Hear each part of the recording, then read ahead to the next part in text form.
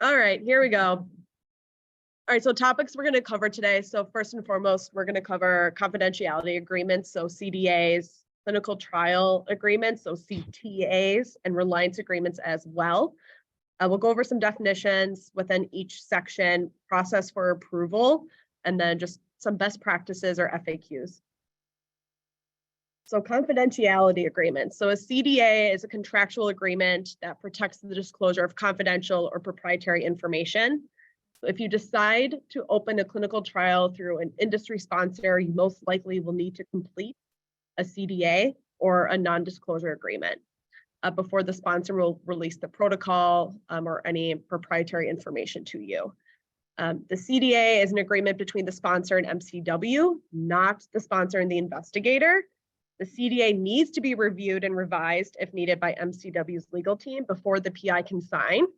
Some of us might have experience with this already, but to get the review process started, you have to send the document via email to GCO. There's not a formal eBridge submission for this. It's really just done via email, and there's no funding proposal needed at this time. But always check with grants and contracts just to see if there's already a master CDA with MCW. Sometimes there is one if it's a well-established sponsor. Best practice.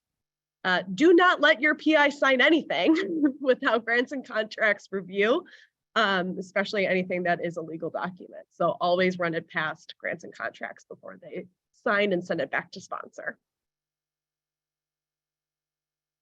All right, clinical trial agreement. So a CTA is a legally binding agreement that manages the relationship between your sponsor and the institution.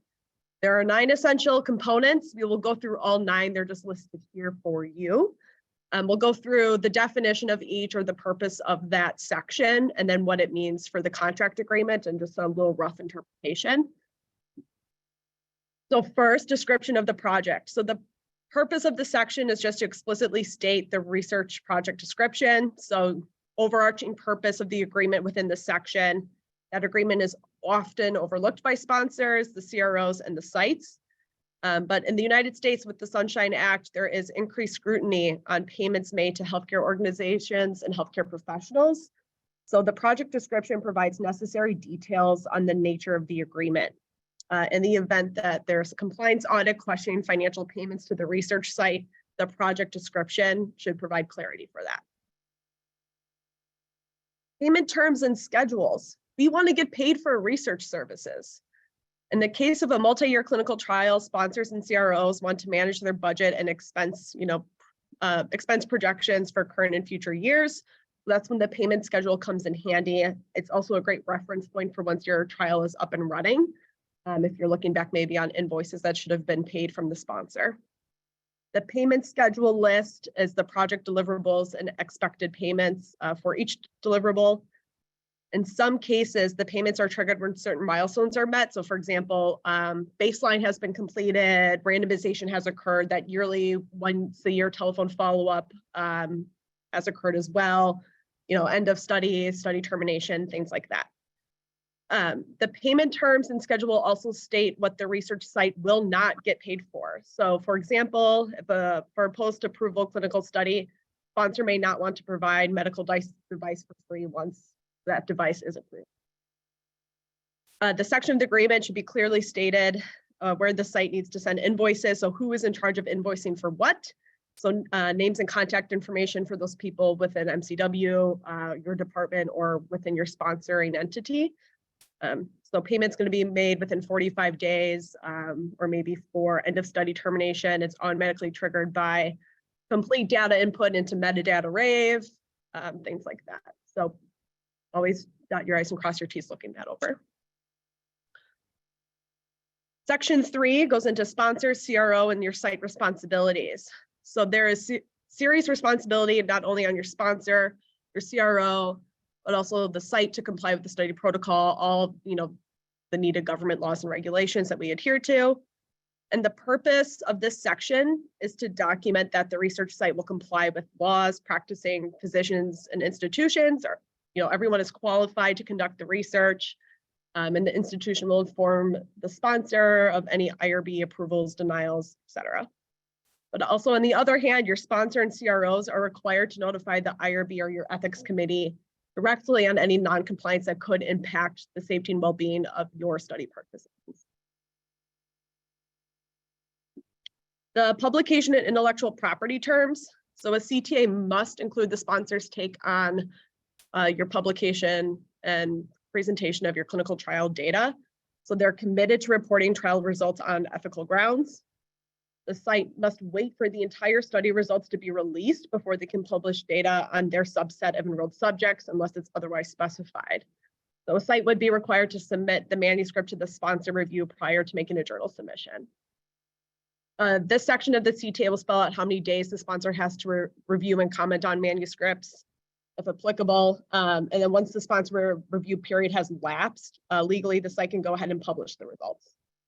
The data from a clinical trial is owned by the trial sponsor unless the agreement states otherwise. Indemnification and insurance. So indemnification can be a confusing term, concept fairly straightforward. So if a third party, such as a clinical trial subject, is negatively affected as a result of the CTA, that is between the sponsor and the site, the sponsor will compensate for loss and assume all full responsibility. There may be limitations to the indemnification language. For instance, sponsor may not agree to indemnify the site if it fails to follow protocol, sells PHI to a third party, basically defies the CTA. Just like auto or any other health insurance policy, the sites, the CROs, and the sponsors generally carry some clinical trial insurance to protect themselves or their parties involved in the clinical trial.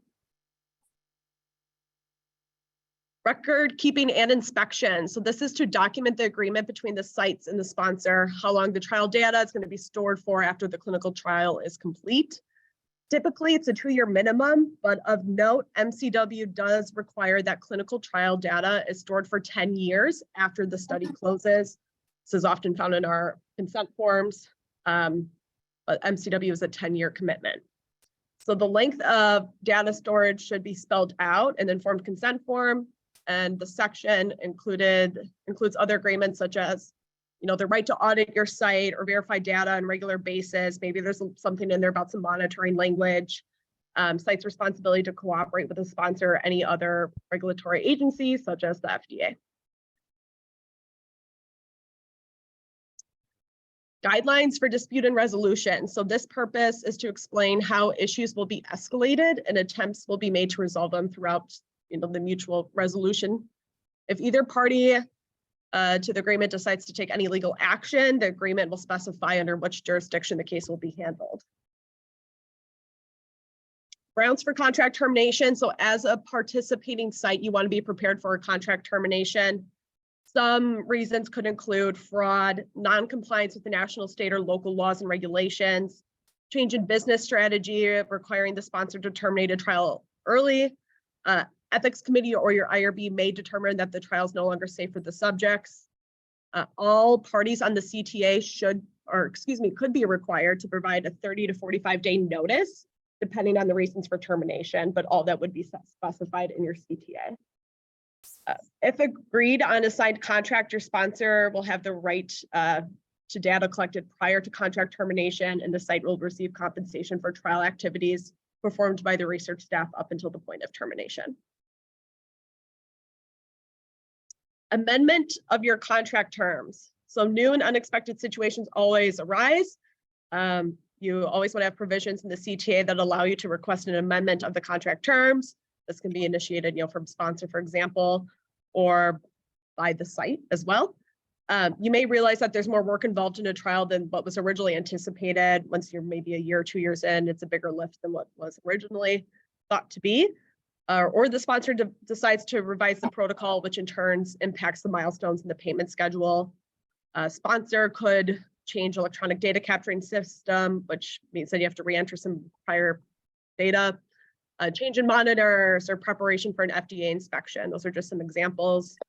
I work a lot with, nonprofit studies, so sometimes they love to, I'm thinking about like Amendment 7 for one of my studies right now.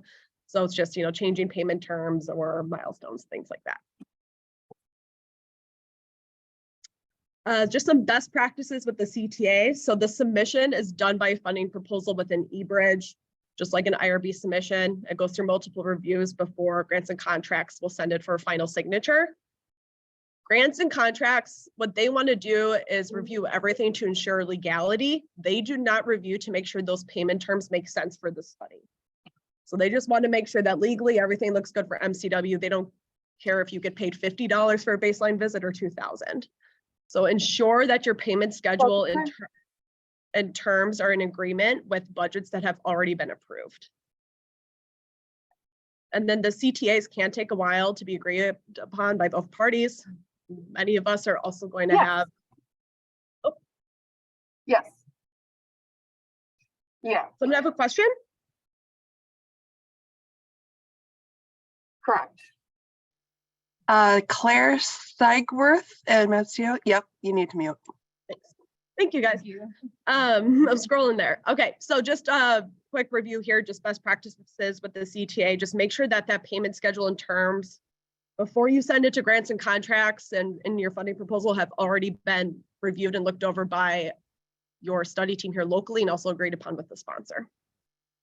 CTAs, just like other things like an IRB, can take a while to be agreed upon by both parties because you're dealing with two different legal counsels, so pack your patience. Yeah, that's everything in terms of contracts for CTAs or non-disclosure agreements, but we're going to go over to reliances. So a reliance definition, this is my wheelhouse. All of my studies are IRB reliances. So that is when MCW can agree to transfer IRB oversight to another institution, or MCW decides to be the sole IRB of record for a multi-site study. It is a legal agreement. The IAA is the document that's going to end up being signed between the institutions. We normally use a reliance study to avoid duplicate IRBs and also relieve some just administrative burden. Under the revised common rule, if you have a federally funded study, you are required to utilize a central IRB just for administrative purposes. So that is required per the new common rule. Well, it's not that new, revised in 2019, but if you have any like special circumstances, the IRB can look at it independently, but that is the gold standard. So then the IRB, once you go through this process, the IRB will then defer to called the single IRB or your IRB of oversight. So here's when we utilize it. So once again, multi-site study funded by the NIH, and an MCW PI is the main PI for a multi-site study that is federally funded. If that is the case and they want MCW IRB to be the sole IRB of record, the PI has to assume all the IRB fees for that as well. Or the study is subject to the updated common rule as previously stated. Reliance agreement is not needed when only MCW is involved. The only other site is international, or it's a multi-site industry sponsored study. Often your sponsor will ask to rely on an external non-academic central IRB or an IRB center. That rarely gets approved by MCW IRB. There are some exceptions. Often what you would end up telling your sponsor is if they're really pushing for a reliance study and they really want a reliance IRB on their external IRB, you can say, hey, we can try this path. Doesn't often happen at MCW, but it could be delaying your IRB approval process significantly. Because it could happen is that MCW IRB takes a look at it for the reliance team, and then they go, not going to happen. And depending on what's on their desk, everything like that, you could be looking at another month to 2 months for IRB approval. So what to look for in a reliance? So how do you identify if something's a reliance or not, besides knowing automatically about your sponsoring entity? But read that protocol or one-page protocol summary if it's early on. Look for who is funding the project. So once again, if it's sponsored by a federal department or agency, you have to utilize a single IRB. Is it a pass-through entity? So who's holding the funds and who's distributing the funds to MCW? This is also going to be key then when you submit your contract agreement to Grants and Contracts Office, because they want to know who holds the main funds for this study. After that, you would review an MCW IRB presentation or attend one of the talks with the HRPP. Emily and Beth put on a great presentation. They always have a lunch and learn on that. But also, when in doubt, reach out with questions, because currently the IRB SOPs or policies related to reliance agreements are currently out of date in terms of some of their processes. So if you have questions about next steps, when in doubt, reach out. So you go ahead, you go through, now you need to get an okay to proceed as a reliance letter. Like all protocols, first you establish that PRO and eBridge. Question 3.1 is the key one, which triggers the reliance team to take a look at it. Research project requires reliance on another IRB. You enter who is that other IRB of record, and then you must provide some documentation to indicate that this is required. So whether that's in a document that you've received from your sponsor that says, for updated common rule, because we've secured, we're Duke University, we've secured this funding from the National Institute on Aging, we must be utilizing a single IRB of record. Sometimes they're like, well, it's self-explanatory. Sponsor doesn't always, or your sponsoring entity doesn't always want to provide you with that.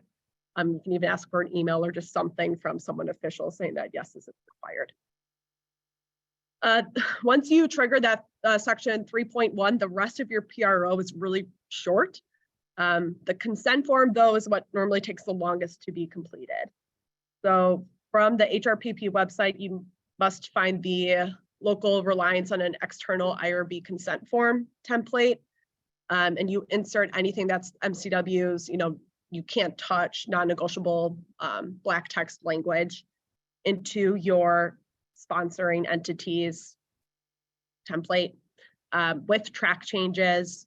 And often what's going to happen, it's going to take about a month to go back and forth. A lot of times what happens is they really don't want to negotiate on any of their HIPAA or injury language. Sometimes what will happen is they're going to ask for you to submit a request of template language locally. That does add some extra time as well. But from my experience, consent forms take the longest for a reliance study to go through. But once that consent is agreed upon, you can upload it to the PRO Smart Form and submit it to the IRB for review. So this is an example of one. So you're going to get an okay to proceed letter, which basically says, we're okay for MCW to rely on. This says Duke University Health Systems IRB. So you go, great, okay to proceed. Now what? So you submit your okay proceed letter to your single IRB institution with all other site-specific documents, so your consent form, any recruitment information, anything that would normally go in section 52.2 for MCW's IRB. Submit that to your single IRB of record for final approval, and then that will have them take it to your SIRB to go through, and then they will start the IAA negotiations to be finalized. That is the legal document that gets signed for a reliance study that legally says that MCW is relying on Cleveland Clinic's IRB, or vice versa. Let's say MCW is going to be your IRB of record, then MCW IRB would be the ones negotiating with whichever site, UW-Madison, for example, to say that MCW is going to be your single IRB of record. Once everything's done, you get the okay from, let's say, Cleveland Clinic. You're like, we reviewed it, you're good to go. Then you'll send it back to MCW's IRB, notify them in eBridge, upload everything. They will review the final documents and move your reliance in eBridge to fully established. You will continue with all other startup activities as required for protocol, and then go on for full activation.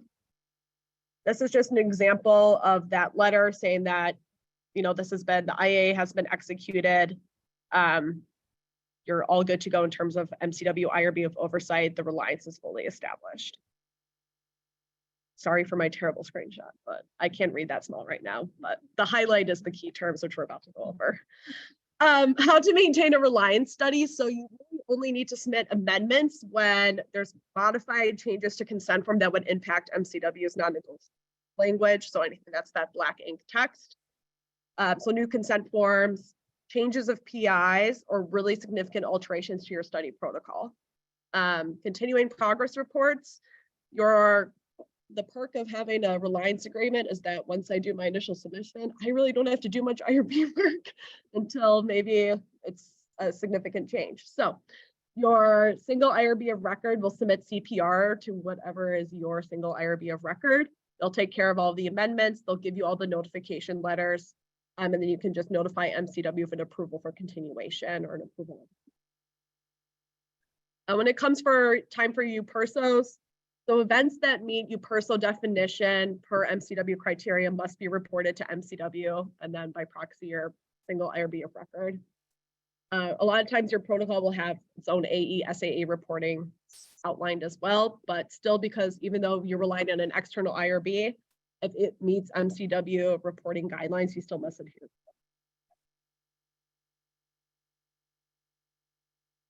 Why does it take forever? So to your coordinating center, this is all or nothing, and you're not the only site.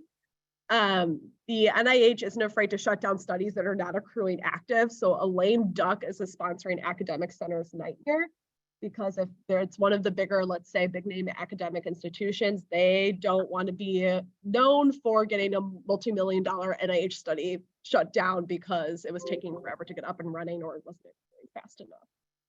So they really want to try and keep to push things forward. But also then we all know we're all in multiple studies, and sometimes no matter if it's an academic center or even a sponsoring entity, they think that their study, is always top priority. That's why it can sometimes take forever, but incomplete or contradictory information in the submission. So always ensure that your PRO and consent are accurate, clear, complete prior to submission. It's already been reviewed between both entities. And this goes for if you're having something that's a reliance agreement or even just something that's a for-profit sponsor. Always make sure that that's reviewed prior to submission. Sometimes they have to consult with the HRPP director, Office of Research Management, depending on what's being asked in that IAA. Identifying correct reliance contacts at the other institution. If you are given the contact of who is going to be the IRB of record, offices, person for this study. So I don't know, Betsy so-and-so at Cleveland Clinic. If you have her email, give it to the Reliance team or like in a contact, something that you could upload when you do your initial submission, because that will make things go a lot smoother. You're dealing with two different institutions, two different legal teams. So the IAA negotiations involve both the HRPP and the legal teams from both sites. So it kind of takes a while to get those through. Locally, there's a high volume right now. So with NIH grant submission deadlines, CTSI pilot awards, HW projects, takes a lot of time for our Reliance team to review those. So pack your patience as always. Best practices for reliance agreements. So be nice. The MCW IRB Reliance Committee is a 2-woman operation. If it's been more than 3 weeks with any activity on MCW's side, you can ask Emily or GCO or anyone for an update if there is one, and provide the coordinating center with updates. But let's say it's been a week since you sent something to MCW IRB, you haven't heard back yet, and your sponsoring entity is already emailing you, you can tell them to take a second, they'll get to it. But if it's been, 3 weeks or a month and it's something pressing, then you can always reach out. Prioritize the consent form. So the sooner you get that consent form agreed upon, it can upload it for review, the faster that Reliance can proceed. And just like OCRIC, it's always best to hop on a phone call. Sometimes it's way better than emails or back and forth on Teams. When in doubt, just have a 15-30-minute phone conversation. Especially if you're discussing things internally here within MCW's IRB Reliance team, you can get a lot more questions answered. Pay attention to the required actions by the SIB or coordinating center. There can be certain protocols that require the usage of a smart IRB, IRBnet, or any other platform to execute the legal proceedings for the Reliance agreement. And when in doubt, email the MCW IRB team. Rather ask questions ahead of time before someone signs something legally without review. Then we have a lot to undo at that point. And that'd be, no one needs more work than they already have. So, all right, we'll move over to questions. I don't know if there's many in the chat.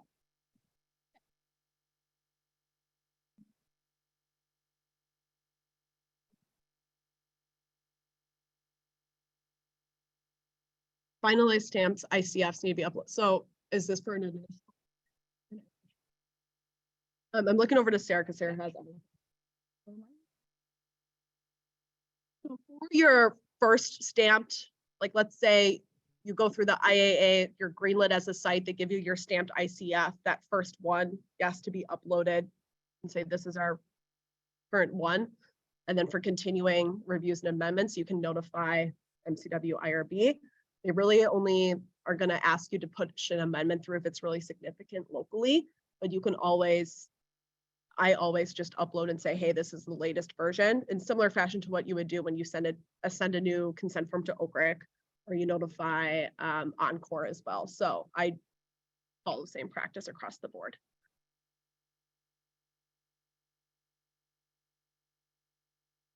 Any other questions?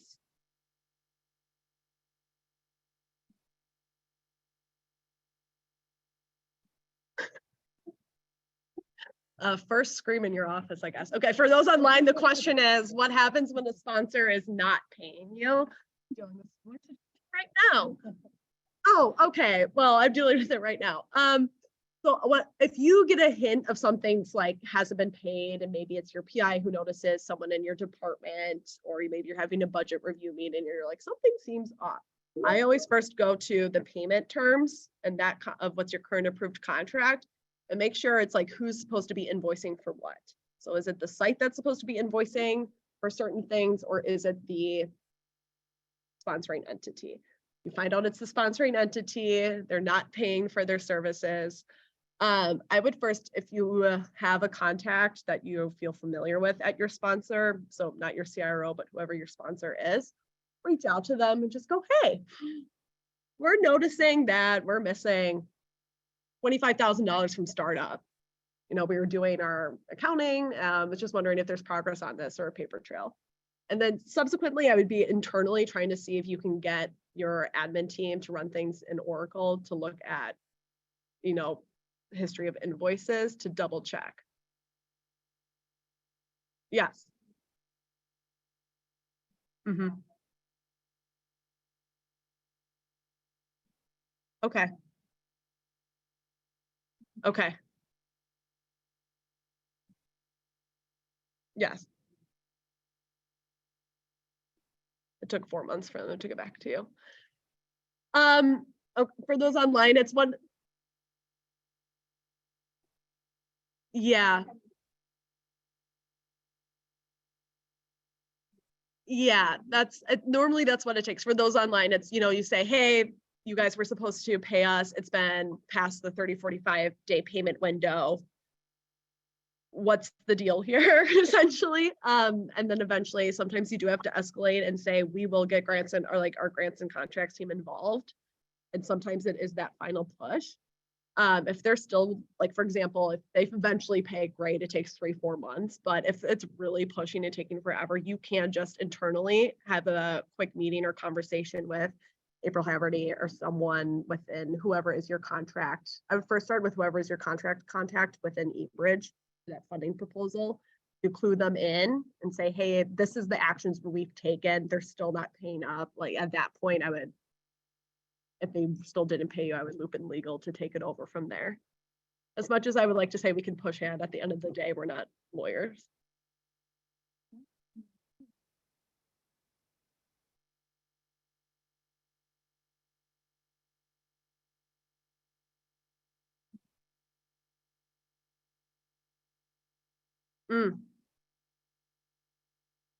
Yeah. Yeah. It's one of those where it's like, that's best practice. I mean, I don't have any other suggestions besides you like roll your eyes and you're like, I guess we'll just keep dealing with this until they pay out and then get legal involved if it really continues. Yeah, if it's really like, if it really is that and like your PI is like sinking funds now because then yeah, you could say we're no longer going to be participating as a site. Yeah. Yeah, why are we, yeah, if we're not getting paid for the patients, we're continuously to enrolling and accruing the cost for the research staff. Sometimes that's what it might come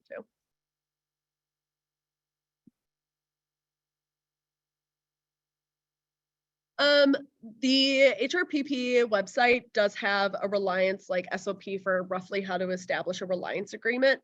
Although there's some updates that need to happen to that SOP, we're having these slides available, right? So these slides will be available, but my biggest reference is to attend the Lunch and Learn series that the HRPP puts on. Quarterly, the Reliance team does a presentation and their slides are way more in depth than the ones I just gave about everything specifically for a Reliance study. So I would first advise attending those, saving those slides as a reference, and then the SOPs as well. The SOPs just need a little bit of work because they take a while to go through. Oh, there we go. I was not able to attend yesterday, but yeah, quarterly there should be one with the Reliance. Other fun contract questions. Oh, sorry.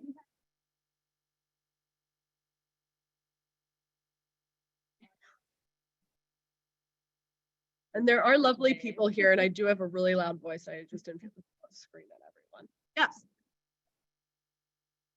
Yes. Peds. Well, that would be transferring over to us.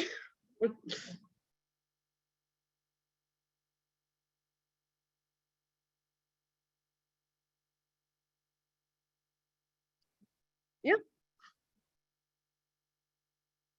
Could you repeat what's being said? Because we can't hear anything. Yeah, we're listening for a question right now. So peds is there's a team here from pediatrics asking about what will be occurring in terms of the transition. So they've made the transition with IRB into eBridge. Well, they're starting that. Some studies, they're starting.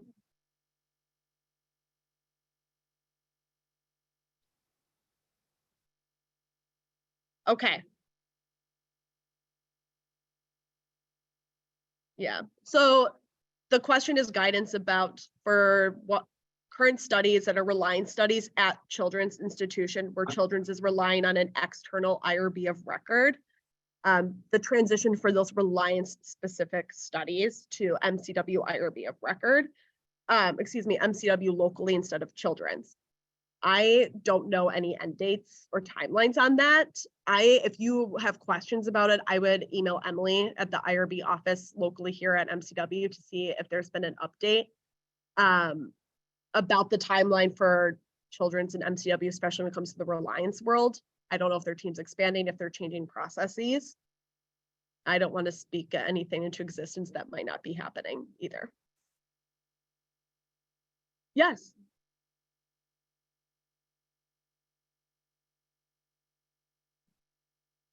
Perfect.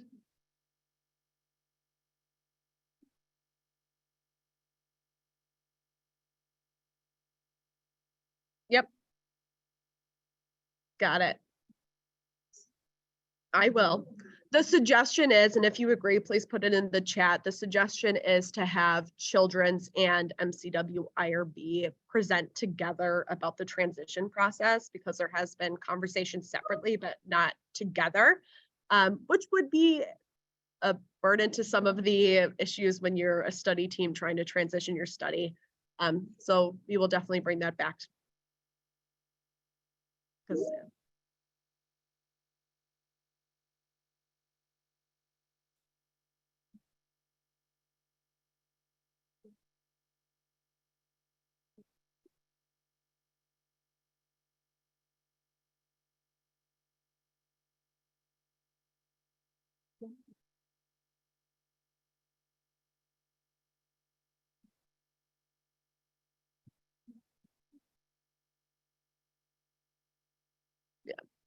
yeah.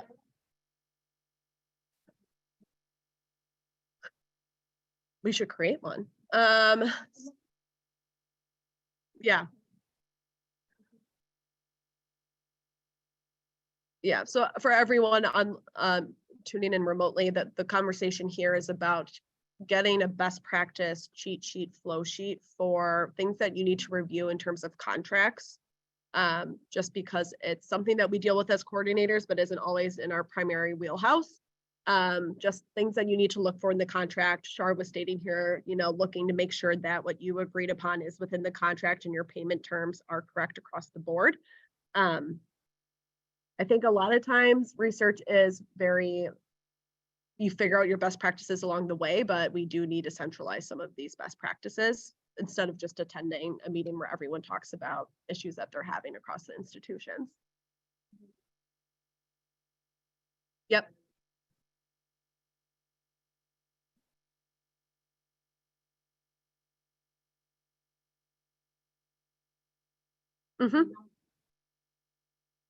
Yeah. Yeah, especially to, assist those who are working independently within their department or within their institution, not in a more collaborative field, so that people have the correct guidance for what they need to do.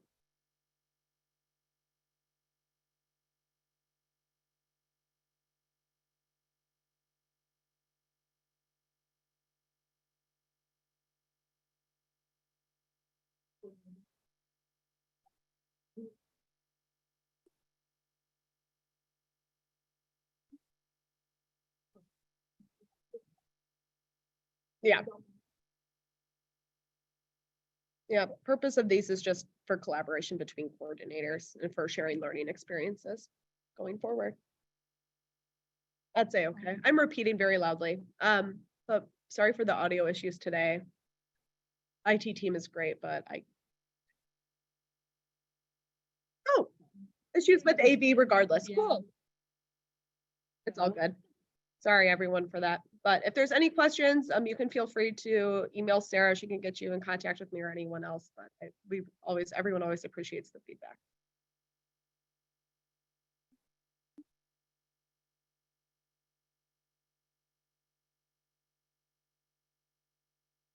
In the chat. All right. Thank you everyone for attending.